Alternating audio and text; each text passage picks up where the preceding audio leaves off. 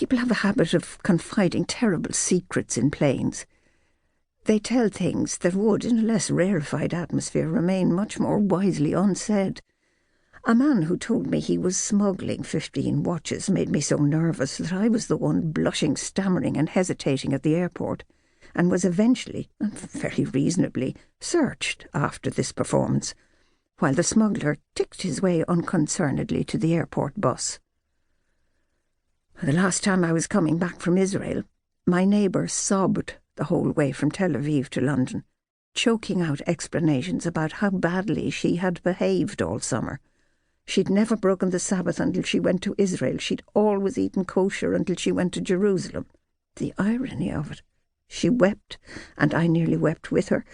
But of course, when we got to London Airport, she'd recovered, and I was the one who couldn't bear to meet her father's eye as he stood there with his long black beard, he who'd always kept the Sabbath and eaten kosher all his life.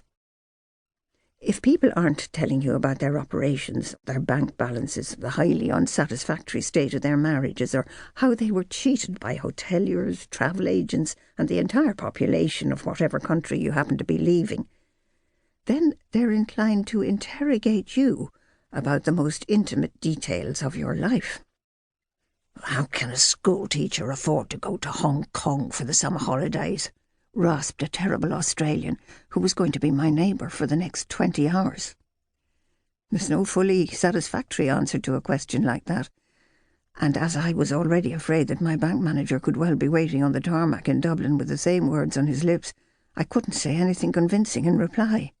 The Aussie became sour at my refusal to be frank, and began a tirade against all Europeans, who were a miserable bankrupt lot altogether.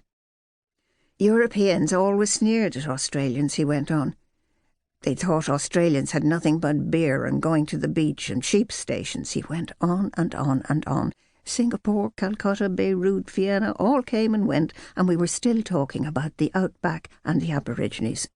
We were making maps on our plastic trays of food and letting the ice cream be Queensland and the salt be Perth.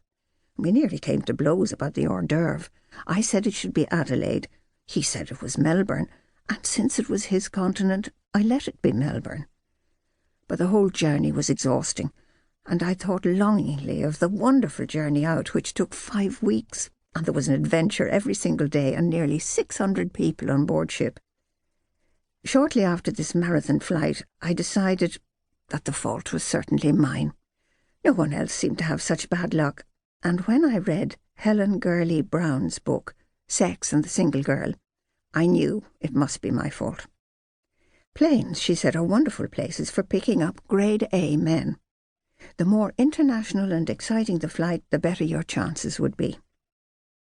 I had an unworthy suspicion that even the vibrant H.G. Brown wouldn't have made much of old waltzing Matilda and his White Australia policy, his wallabies and his test match. However, I decided to follow her instructions on the very next flight. According to Sex and the Single Girl, you should get a seat fairly near the front of the plane.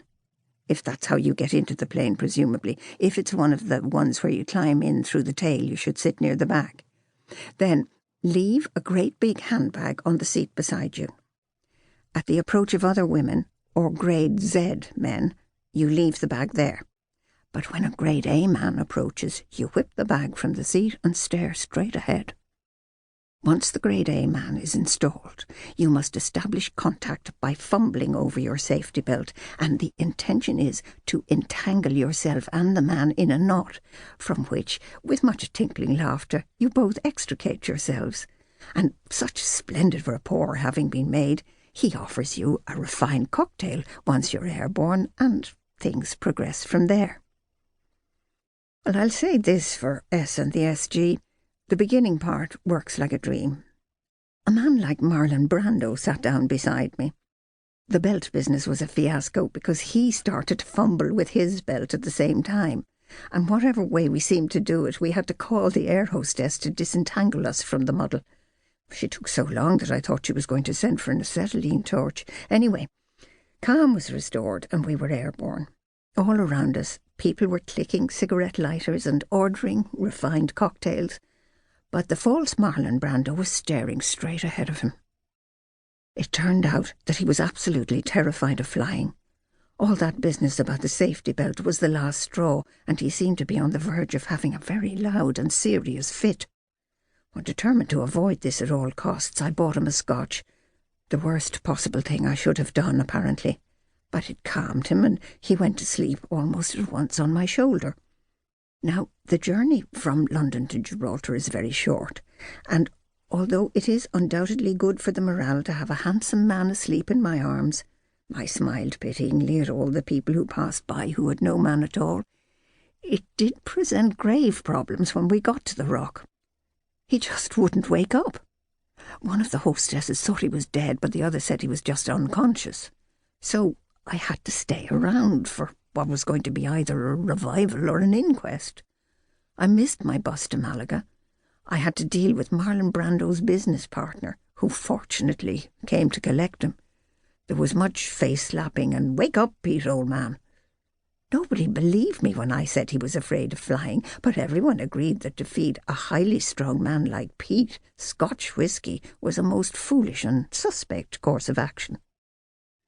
So whenever I hear about the excitement and glamour of air travel, I'm inclined to be a little cynical.